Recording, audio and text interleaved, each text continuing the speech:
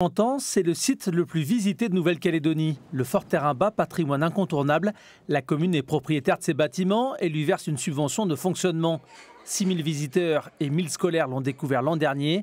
6 000 autres personnes ont assisté à des événements dans son enceinte. Mais à l'heure des coupes budgétaires provinciales et territoriales, son avenir est incertain malgré un rôle primordial.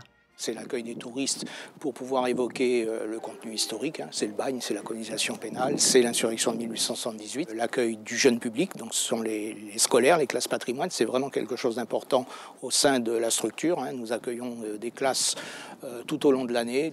Et puis il y a tout un volet insertion, tout récemment, pendant 6 mois, avec des jeunes qui sont intervenus sur la restauration du sous-bassement de la maison du commandant.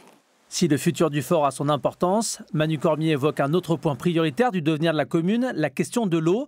Elle a souvent été abordée par le passé et aujourd'hui les difficultés deviennent plus concrètes en matière d'approvisionnement. Il y a déjà 10 ans en arrière, le Conseil de l'eau qui s'était tenu à Moindou avait prévu que au début des années 2020, on serait en déficit.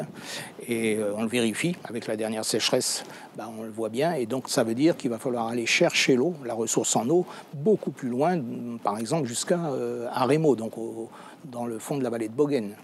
Un thème de l'eau omniprésent. Outre celle utilisée par la population, il y a celle qui génère de l'emploi.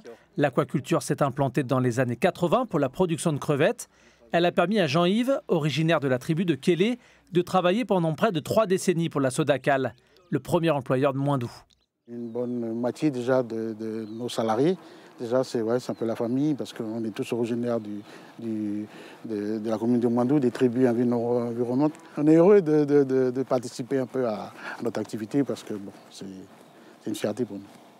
Le site comprend 14 bassins sur 130 hectares de production. 34 salariés sont mobilisés de la reproduction jusqu'au grossissement et des saisonniers sont sollicités pour la récolte. L'activité a connu un pic au milieu des années 2000 et s'est adaptée à cette croissance. Le temps des années 90, on était encore en bateau. Et aujourd'hui, on est passé, on a évolué. On est plus dans le système déjà Wi-Fi, en distribution automatique. Ça nourrit tout seul, jour et nuit. Une ascension freinée toutefois ces dernières années par des syndromes accentuant la mortalité des crevettes. Dans un rapport l'an passé, l'Institut d'émission Outre-mer évoquait un déficit de production de 20% en moyenne depuis 10 ans par rapport aux besoins de la filière.